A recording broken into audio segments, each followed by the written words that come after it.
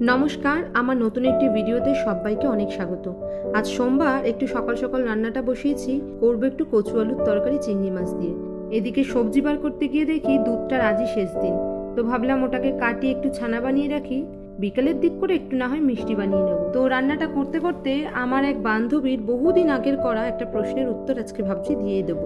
আমেরিকায় থাকতে গেলে তিনজনের সংসারে কেমন কি খরচপাতি পড়ে, সেই ব্লগটা যখন বানিয়েছিলাম তখন আমার এক বান্ধবী বলেছিল যে এরপরে একটা এমন ব্লগ বানাস যেখানে এই ইউএসএতে বিজনেস বা সার্ভিস ব্যাপারটা কিরকম, আর এখানে সরকারি বেসরকারি সেক্টর আছে কিনা। তো আমাকে যখন ও প্রশ্নটা করেছিল সেই সময় এখানকার নিত্য ব্যবহার্য খাবার দাবার বা রেন্টাল সিস্টেম এই সমস্ত বিষয়গুলো জানলেও ওর প্রশ্নের সঠিক উত্তর জানা ছিল না। তবে এতগুলো দিন থাকার পর যতটুকুনি জানতে পেরেছি চেষ্টা করব যে এই ব্লগটাতে তার সমস্ত উত্তরগুলো দিতে। এদেশে সরকারি বেসরকারি দু ধরনেরই সেক্টর রয়েছে, তবে সরকারি সংস্থার তুলনায় বেসরকারি সংস্থাতেই বেশি লোকজন নিযুক্ত। আর সরকারি সংস্থা এদেশে তিনটে ভাগে ভাগ করা হয়েছে: ফেডারেল জব, স্টেট জব আর হচ্ছে লোকাল জব। তো ফেডারেল যে জব, সেই চাকরির সুযোগ সরাসরি ফেডারেল সরকার মানে ইউএসএ সরকারের সঙ্গে যুক্ত। যেমন ধরুন defence, NASA, health care and human services, তার মধ্যে নার্স, ফিজিশিয়ানস অ্যাসিস্ট্যান্টস রয়েছে, লয়ার রয়েছে, পলিটিশিয়ান রয়েছে যারা ইলেক্টেড ক্যান্ডিডেট। এরপরে রয়েছে হচ্ছে স্টেট লেভেল গভর্নমেন্ট। এই স্টেট লেভেল গভর্নমেন্টে রয়েছে বিভিন্ন এজেন্সি, তাতে রয়েছে বিভিন্ন রকম জব। যেমন ধরুন আমি যেহেতু টেক্সাসে রয়েছি, সেক্ষেত্রে Texas department of criminal justice, এছাড়া রয়েছে টেক্সাস এডুকেশন এজেন্সি, যাদের মধ্যে ধরুন টিচার্স, প্রিন্সিপাল এরা পড়ে এবং এরা সমস্ত পাবলিক এডুকেশনকে তদারকি করে। এছাড়া রয়েছে ডিপার্টমেন্ট অফ ট্রান্সপোর্টেশন, যারা বিভিন্ন রকম এই যে রাস্তা ঘাট বা ব্রিজ এই সমস্ত জিনিসপত্র হয় তার তদারকি করে, মানে মেনটেন করে থাকে।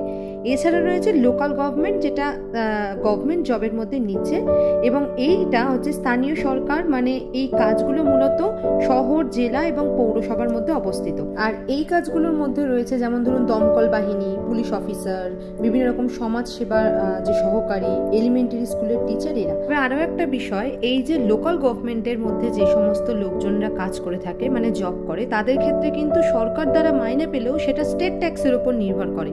মানে প্রত্যেক স্টেট যে পরিমাণ ট্যাক্স সরকারকে পে করে, সেই ট্যাক্সটাই এমপ্লয়ীদের উপর সরকার খরচ করে। তাদেরকে কিন্তু সরাসরি আবার গভর্নমেন্ট এমপ্লয়ি বলা যায় না সব ক্ষেত্রে। তবে এখানে এই গভর্নমেন্ট জবটা কিন্তু করার সুযোগ একমাত্র সিটিজেনরাই পায়, বা যারা ধরুন গ্রিন কার্ড হোল্ডার রয়েছে। এই জবের সিকিউরিটি বেশি, স্যালারি স্ট্রাকচার ভালো, কিন্তু গভর্নমেন্ট জবের সংখ্যা এই দেশে খুব কম।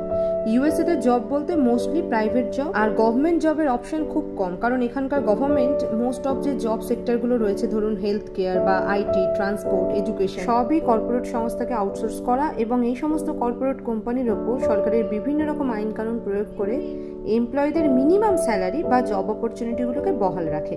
মানে এই ফেডারেল সরকার দ্বারা একটা নির্দিষ্ট ওয়েজ রাখা হয়েছে যে এই টাকার নিচে তুমি কোনো ব্যক্তিকে টাকা দিতে পারবে না কাজ করিয়ে। এবার যদি প্রাইভেট সেক্টরের কথা বলি, সেক্ষেত্রে প্রাইভেট সেক্টরের ফিল্ড কিন্তু অনেক বড়। এক্ষেত্রে ধরুন বড়, মাঝারি, ছোট সমস্ত রকমের ব্যবসা।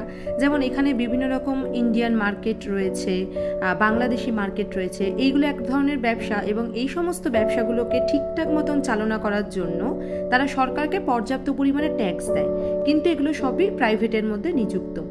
এছাড়া রয়েছে ফিনান্স, ম্যানুফ্যাকচারিং, টেকনিক্যাল ফিল্ড রয়েছে, বিভিন্ন রকম ইঞ্জিনিয়ার, সফটওয়্যার ডেভেলপার্স। এছাড়া বেশ কিছু বেসরকারি হাসপাতাল রয়েছে, তার হেলথ কেয়ার সিস্টেম বা নার্স, ডাক্তার, এই সমস্ত। এই সব কিছু বাদ দিয়ে রইল মিনিয়াল জব, যারা ধরুন উবার ড্রাইভার, বিভিন্ন রকম ডেলিভারি বয়, বিভিন্ন রকম মলে জব করে, পার্লারে জব করে, আরো বিভিন্ন রকম ছোটখাটো কাজের সাথে নিযুক্ত তারা। তবে এদেশে কাজের ধরনের বড় বা ছোট থাকলে পরেও এদেশে প্রত্যেক মাসে স্বাচ্ছন্দ্যে নিজেদের জীবন চালানোর জন্য যে পরিমাণ পারিশ্রমিক পায়, তাতে কিন্তু খুব একটা বেশি হেরফের দেখা যায় না। মানে এদেশে প্রত্যেক কাজ সমান, প্রায় কাছাকাছি সকলেই টাকা পায়। তো এই প্রাইভেট জবগুলো আবার সাধারণত দু ধরনের হয়, একটা টিপিং জব, একটা নন টিপিং জব। মানে ধরুন যেই কাজে আপনি মালিক পক্ষ থেকে টাকা বাদেও কাস্টমারের থেকে কিছু টিপস পাবেন, যেমন উবার ড্রাইভার, রেস্টুরেন্টে কাজ করলে বা ডেলিভারি বয়, সেই সমস্ত কাজে আপনাকে নিয়োগ করলে মালিক পক্ষকে আপনাকে $2.13 মানে 180 টাকা দিতেই হবে ঘন্টায়। আবার যারা নন টিপিং জবে রয়েছে, যেমন ধরুন ডক্টর, ইঞ্জিনিয়ার, টিচার, এই ধরনের নন টিপিং জবে আপনাকে $7.25 মানে প্রত্যেক ঘন্টায় 600 টাকা দিতেই হবে। এটা হচ্ছে ফেডারেল গভর্নমেন্টের অনুযায়ী নিয়ম। মানে এই আইনকে উপেক্ষা করে পুরো আমেরিকায় আপনাকে এর থেকে কম ওয়েজে কেউ কাজ করাতেই পারবে না। যদি করায় তাহলে আপনি তার বিরুদ্ধে মামলাও করতে পারবেন। তো এই নিয়ম করার কারণ হচ্ছে এখানে যেহেতু লিভিং স্ট্যান্ডার্ড খুব হাই এবং ডেইলি এক্সপেন্সেস প্রচুর বেশি, তো এর চেয়ে যদি একটা মানুষ কম পায় স্বাভাবিকভাবে একটু দিনটা চালানো তার জন্য চাপের হয়ে যাবে। তবে যেহেতু এদেশে স্টেট ওয়াইজ লিভিং কস্টটা নির্ভর করে, সেই জন্য স্টেটগুলো আবার ফেডারেল গভর্নমেন্টের যে ওয়েজ রয়েছে পার আওয়ার তাকে ওভাররাইড করে দেয়। মানে তখন স্টেট জানিয়ে দেয় যে বর্তমান যেই স্টেটে লোকজন কাজ করছে সেইখানকার এমপ্লয়ীদের আবার এর চেয়ে কমে দেওয়া যাবে না।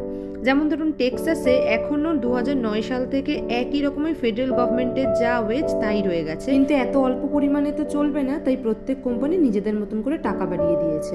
তবে অন্যান্য স্টেটগুলোর কথা বলতে পারি, যেমন ধরুন নিউ জার্সিতে $15.5, ক্যালিফোর্নিয়ায় $17, ডেনভারে $19 কাছাকাছি পার আওয়ার আপনাকে এই স্টেটগুলো এই ওয়েজ দেয়। যেই স্টেটে খরচ বেশি যত হবে আপনাকে সেই স্টেটের অনুযায়ী দিতে হবে। এছাড়া এখানে ফেডারেল গভর্নমেন্টের আইন অনুযায়ী 8 ঘন্টা প্রত্যেক দিন কাজের টাইম বরাদ্দ করা রয়েছে। যদি আপনাকে এর বেশি কেউ কাজ করাতে চায় তাহলে আপনি তার বিরুদ্ধে সু পর্যন্ত করতে পারবেন।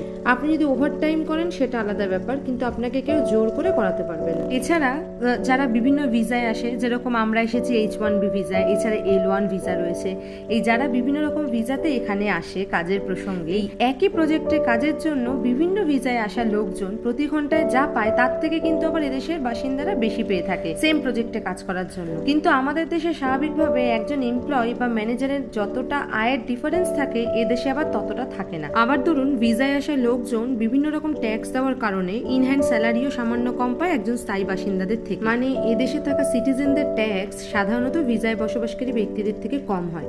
আবার যারা ধরুন গ্রিন কার্ডে আছে তাদেরও অন্যরকম ট্যাক্সেশন, কিন্তু সর্বোপরি তাদের ট্যাক্সটাও তুলনামূলকভাবে কমই থাকে যারা এদেশে ভিসায় আসে। আরো একটি ভিসা যেটা হচ্ছে বিজনেস ভিসা, খুব অল্প সময়ের জন্য আসে, তাদেরকে অল্প পরিমাণ ট্যাক্স কিন্তু পে করতে হয়। তো শুরুর দিকে যখন এখানে রাজীব এসেছে তখন ওর মুখে শুনতাম যে এখানে কোনো কাজ ছোট বড় হয় না। এখানে এসে একটু অবাকই হয়েছিলাম।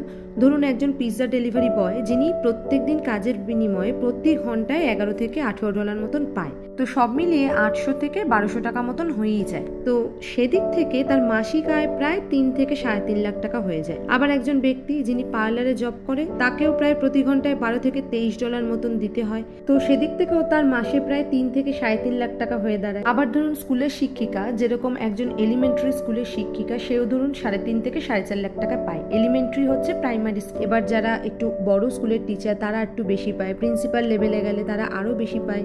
আবার এদেশে থাকা উবার চালকদের অনেকটা বেশি মায়না, তারা বেশিরভাগ সময় ওভারটাইম করে, সেটা 8 ঘন্টা থেকে 15 ঘন্টাও হয়ে যায়, ফলে এক্সট্রা অনেকটাই ইনকাম হয়ে যায়। বলা বাহুল্য এদেশে একজন ইঞ্জিনিয়ার যা পায় তার প্রায় সমান একজন কিন্তু উবার ড্রাইভার পেয়ে থাকে। তবে ইঞ্জিনিয়ার বা বাকি এই সমস্ত প্রফেশন সমস্তটাই কিন্তু স্টেট ওয়াইজ ভ্যারি করে। আবার ইঞ্জিনিয়ারদের ক্ষেত্রে, বিশেষ করে আইটি সেক্টরে যারা জব করে সেই সমস্ত এমপ্লয়ীদের ক্ষেত্রে এক্সপিরিয়েন্স যত বেশি হবে তার মাইনেও তত। বিভিন্ন স্টেটে কাজের এক্সপিরিয়েন্সের উপর ভিত্তি করে তাদের মাইনেটা দেওয়া হয়ে থাকে। সর্বনিম্ন $30 থেকে সর্বোচ্চ $60 পর্যন্ত। মানে একজন ইঞ্জিনিয়ার রয়ে দেশে প্রায় 4.5 থেকে 9 লাখ টাকা মতন পায় মাসে। ইউএসএ তে সর্বোচ্চ স্যালারির মধ্যে যারা আছেন তাদের মধ্যে হচ্ছে ডাক্তাররা। ডাক্তারদের আবার বিভিন্ন ভাগ রয়েছে, কেউ নিউরোলজিস্ট, কেউ কার্ডিওলজিস্ট, তবে সব থেকে বেশি সার্জেনরা পায়। সার্জেনরা ধরুন প্রত্যেক মাসে প্রায় 15 থেকে 20 লাখ টাকা পেয়ে থাকে। আবার ডেন্টিস্ট তারাও প্রায় 10 থেকে 12 লাখ টাকা মাস গেলে পায়। আবার ধরুন নার্স তারাও প্রায় মাসে 5 থেকে 6 লাখ টাকা ইনকাম করে থাকে। এছাড়া ধরুন রয়েছে লয়ার, তারাও প্রায় 10 থেকে 12 লাখ টাকা মাসে পেয়ে থাকে। রয়েছে চার্টার অ্যাকাউন্টেন্ট, তারাও প্রায় এরকম পায়।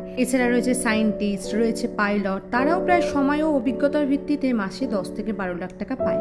এছাড়া রয়েছে এখানে খুব মিনিয়াল জব, যেগুলো ধরুন গ্যাস স্টেশন বা ওয়ালমার্টে, বিভিন্ন রকম শপিং মলে জব করে যারা, তারাও মাসে প্রায় 2.5 থেকে 3 লাখ টাকা কিন্তু পেয়েই থাকে। কিন্তু এখানে এই টাকায় তো সংসার চালানো খুব অসুবিধা হয়, তাই দুজনের সংসারে প্রায় দুজনেই কাজ করে থাকে, নতুবা ওভারটাইম। ধরুন কেউ সকালে কাজ করে রাতে আবার 2টো উবার ট্রিপ দিয়ে দিল।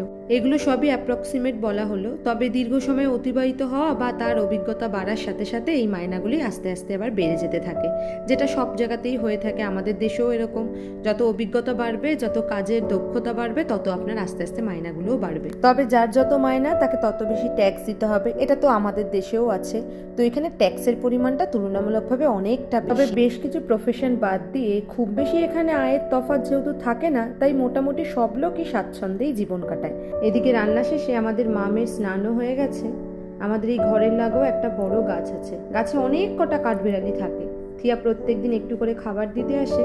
আজকের ওয়েদারটা ভালো, তো ভাবলাম একটুখানি ওর সাথে বেরোই। দাঁড়ান, এখানে খাবারটা দিয়ে নিই। ব্যাস চলুন, খাবার দাবার দেওয়া হয়ে গেছে। এবার আস্তে ধীরে একটু পরে আমরা দুপুরের খাবারটাও সারবো, সাথে সাথে এই ভিডিওটাও এখানে শেষ করলাম। দেখা হবে পরের আবার আর একটা ভিডিওতে। ততক্ষণ সবাই খুব ভালো থাকবেন, সুস্থ থাকবেন।